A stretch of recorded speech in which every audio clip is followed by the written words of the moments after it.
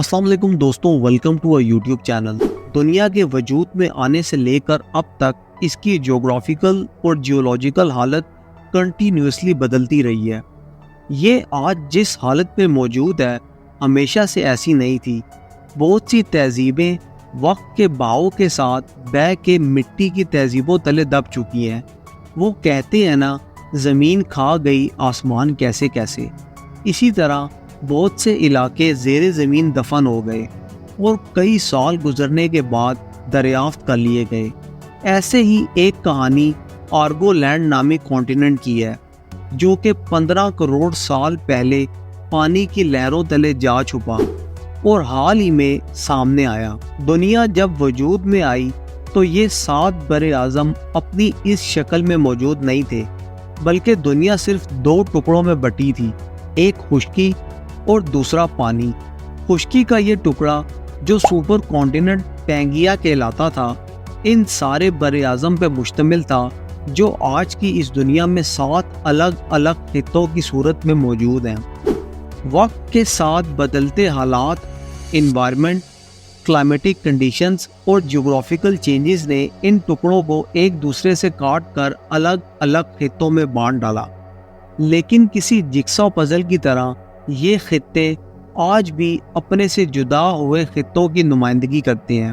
ایسے ہی ایک خطہ ہے آرگو لینڈ، جو 15 کروڑ سال پہلے غائب ہو چکا تھا اور بہت عرصے تک سائنٹسٹ کی توجہ اور حیرت کا مرکز رہا۔ دوستوں، ہوا کچھ یوں کہ پینگیا، جو کہ تمام کانٹیننٹس کی کمبینیشن سے بنا سپر کانٹیننٹ تھا، اس کا ناردرن پارٹ فلوریشیا اور ساؤدرن پارٹ گونڈوانا کہلاتا تھا۔ جغرافیکل چینجز جیسے کہ ارتھ کویکس یا والکانوز کی وجہ سے یہ کانٹیننٹ ٹوٹا تو گونڈوانا کا حصہ الگ ہو گیا۔ گونڈوانا کانٹیننٹ آج کے دور کے افریقہ، نارتھ امریکہ، ساؤتھ امریکہ، آسٹریلیا، انڈیا، عربیہ، انٹارکٹیکا اور بالکنز کا مجموعی خطہ تھا۔ اسی گونڈوانا کے ساتھ جڑا تھا 5000 کلومیٹر پہ پھیلا آرگو لینڈ نامی زمین کا خطہ۔ گونڈوانا کے پینگیا سے ٹوٹ جانے کے بعد یہ خطہ بھی اس کانٹیننٹ سے الگ ہو گیا، اور نہ صرف الگ ہوا بلکہ سمندر کی تند لہروں کی نظر ہو گیا۔ سائنٹسٹ کے اکارڈنگ آرگو لینڈ آسٹریلیا کا ہی حصہ تھا۔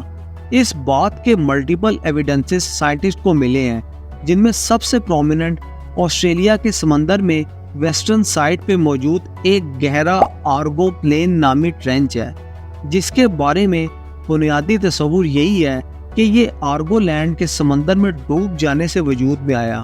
اس ٹرینچ آرگو کے نام کی مناسبت سے اس کانٹیننٹ کا نام آرگو لینڈ رکھ دیا گیا تھا۔ نہ صرف یہ بلکہ اور بھی ٹھوس ایویڈنسز اس بات کی طرف اشارہ کرتے ہیں کہ آرگو لینڈ آسٹریلیا کا ٹوٹا ہوا حصہ ہے، جن میں سب سے مین ایویڈنس ہے ان ٹوٹے ہوئے ٹکڑوں کے باؤنڈری لائن کا ایک دوسرے کے ساتھ الائن کرنا۔ جس طرح جگسا پزلز کے ٹکڑوں کی بارڈر لائنز ایک دوسرے سے میچ ٹو فٹ ہوتی ہیں، یہ زمینی خطے بھی ایک دوسرے سے انہی جگسا پزل سپیشیز کی طرح میچ کرتے ہیں۔ لہٰذا سائنٹسٹ کے لیے کوئی سے 2 زمینی خطوں کی باؤنڈریز کو دیکھ کر یہ اندازہ لگانا مشکل نہیں ہوتا کہ یہ کسی وقت میں ایک دوسرے کا حصہ تھے۔ تو دوستوں، آرگو لینڈ اور آسٹریلیا کا کیس بھی یہی تھا کہ دونوں ہی پرانے وقت کے ساتھی تھے، مگر بدلتے حالات نے دونوں کو توڑ ڈالا۔ لیکن ان کی باؤنڈریز اس بات کو انڈیکیٹ آج بھی کرتی ہیں، گویا آج بھی وہ منتظر ہوں کہ کوئی ایک جھٹکا جو انہیں الگ کر گیا تھا، ویسا ہی کوئی حادثہ انہیں ایک ساتھ ملا دے۔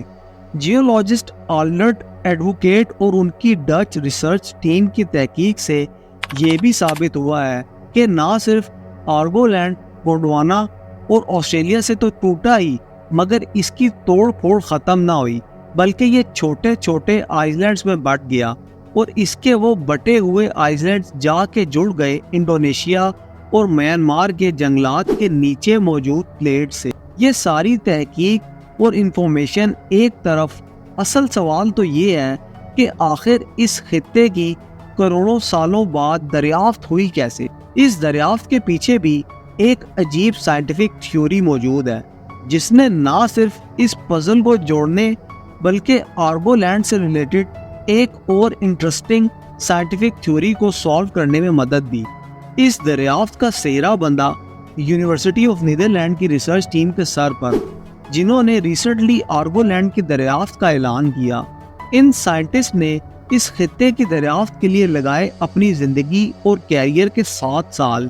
اس سفر کی تکمیل کے لیے انہوں نے ڈیجیٹل میپس، ارتھ جیولوجیکل ایوولوشنز اور سائنٹیفک تھیوریز کے ساتھ ساتھ سہارا لیا کمپیوٹر ماڈلز اور ڈیجیٹل میپس کا۔ سائنٹسٹ کے اکارڈنگ ان کے سامنے انفارمیشن کے آئلینڈز تھے اور ان آئلینڈز کے سہارے انہیں ڈھونڈنا تھا یہ کھویا ہوا کانٹیننٹ۔ چونکہ آرگولینڈ اپنی اصل شکل میں موجود نہ تھا بلکہ مختلف خطوں میں بٹ چکا تھا، تو انہیں یہ خطہ انیشلی تو ملنا ناممکن لگ رہا تھا، لیکن پھر اسی بٹوارے نے ان کی مشکل آسان بنا دی اور ان کے ہاتھ لگی ایسی امیزنگ انفارمیشن جس نے حل کیا ایک اور جیولوجیکل تھیوری۔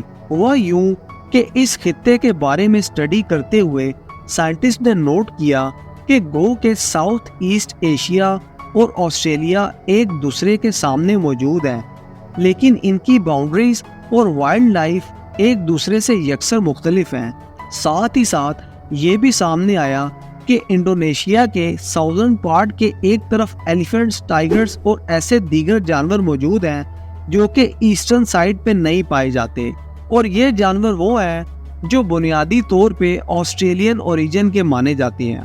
اس اسپیکولیشن نے جس سائنٹیفک تھیوری کی طرف اشارہ کیا وہ کچھ ایسے ہے کہ زمین کے وہ خطے جو پہلے پینگیا اور گوڈوانا کے ایرا میں ایک تھے اور بعد میں الگ ہوئے، ان کی باؤنڈریز تو ملتی ہیں، لیکن ان باؤنڈریز پہ موجود پلانٹس اور اینیملز بھی ایک دوسرے سے ملتے ہیں۔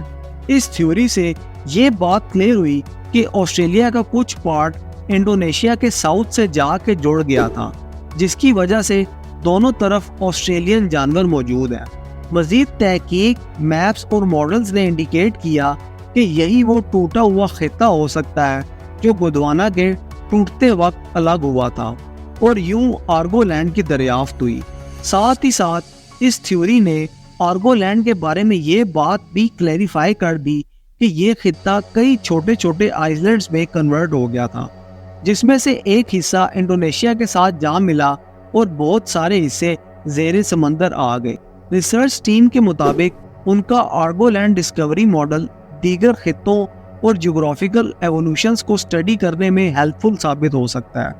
آرگولینڈ جیسے اور کئی خطے گزرے وقتوں کی داستانیں لیے زمین کے نیچے اپنی موجود خاموشی سے اس وقت کا انتظار کرتے ہیں کہ کب کوئی پرانی داستانوں کو کھوجنے کے لیے انہیں ڈھونڈ نکالے اور ان کی کہانی بھی منظر عام پہ آ جائے۔ تو دوستوں، یہ تھی ہماری اب تک کی ویڈیو، امید ہے آپ کو پسند آئی ہوگی۔ ایسی مزید انٹرسٹنگ ویڈیوز دیکھنے کے لیے ہمارے چینل کو سبسکرائب کریں اور ساتھ ہی لگے بیل کے بٹن کو پریس کر دیں تاکہ ایسی مزید انٹرسٹنگ ویڈیوز آپ تک پہنچتی رہیں۔ اب تک کے لیے اتنا ہی، ملتے ہیں اگلی ویڈیو کے ساتھ، تب تک کے لیے اللہ حافظ۔